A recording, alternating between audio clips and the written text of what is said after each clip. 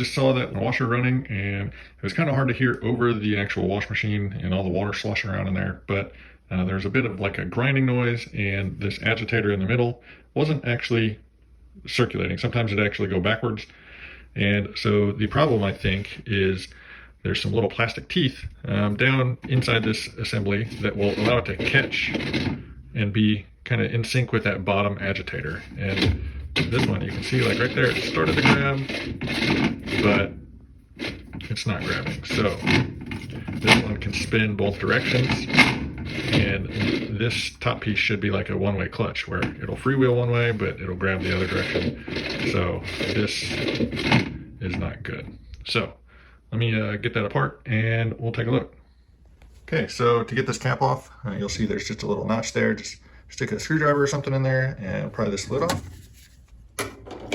And then inside of here, you'll see how there's some teeth all the way, some little tiny teeth all the way around the outside of this. And then there's those little plastic pawls in there that are supposed to grab when this turns backwards. And so it should freewheel this way, and then this way it should grab, and they're just not grabbing. So those are worn out. To get this out, there's a bolt down there in the center, and so that needs to come out, and then this piece should just lift out. Okay, so I've got a 7/16 socket on a long extension, and I'll just get that down in there. Now when you start to loosen this, it will start to turn that bottom agitator, so you just need to reach down in there, hold that agitator while you loosen this bolt. I've already broken it loose, so we'll just pull this up out of here. Long bolt.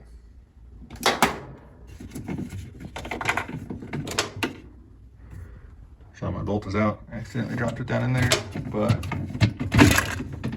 this whole piece will just pull up off there. And then this just pulls out.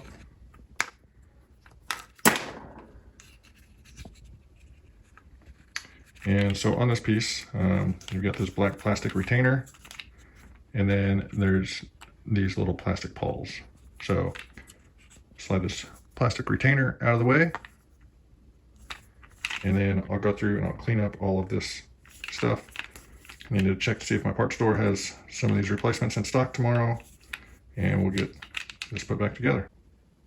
Okay, so slide this black plastic piece up out of the way. And then you see these just lift out, and you can see there's some chipping and cracking and chunks missing.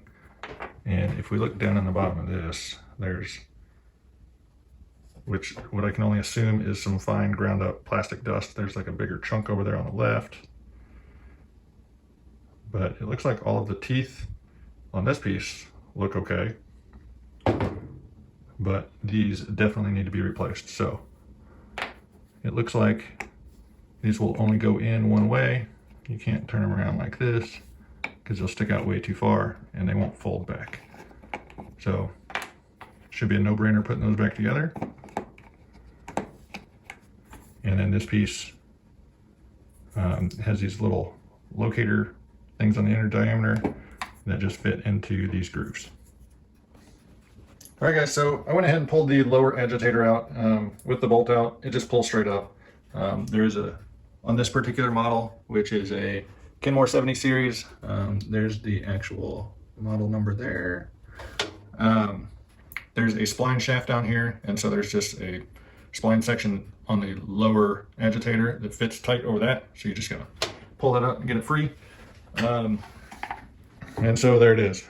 One thing, while you've got this stuff out, on the inside of mine, there was a lot of gunk and nastiness built up on the underside of this. So good opportunity to clean those things up. So I'm just gonna put that back down on there, and you just kind of gotta wiggle it around and it'll slide into the slots. So that's ready to go. I've got the top agitator cleaned up, and again on the underside of this, inside of here was all nasty and gunky, but it's cleaned up, ready to go. I've got those few other pieces cleaned up too. I need to buy some replacement pawl pieces, and we'll get it reassembled tomorrow, hopefully. All right, guys, so I went to my local appliance parts place and got some replacements today. This is the part number. I will post a link to this from Amazon. I always like to try to support local when I can, but if you don't have an appliance parts place close to you, Amazon's a good option. So I'll put a link down there. Okay, so there's the new ones in place. There's one of the old ones. See, there's hardly any teeth left on it compared to the new one there. Got some good teeth on it. So, like I mentioned earlier, these only go in one way. They need to be able to fold as flat as possible so that they can spin in here and kind of ratchet and lock in. So they'll spin one way, but then when you turn it the other way, they lock in place. So, remember, you gotta have your thrust washer down on this. It's just got those little fingers, kind of acts like a little spring.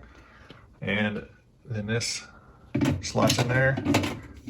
Now, there's these little notches down in the very bottom down there, and they will line up with those tabs down inside of there. So that's really the only thing you gotta kind of line up when you put it back together, and it just drops into place. So I'm gonna get the bolt back in there. This top agitator can now spin this way, but when I try to spin it the other way, it grabs the whole, this teeth engage, and it turns the whole agitator.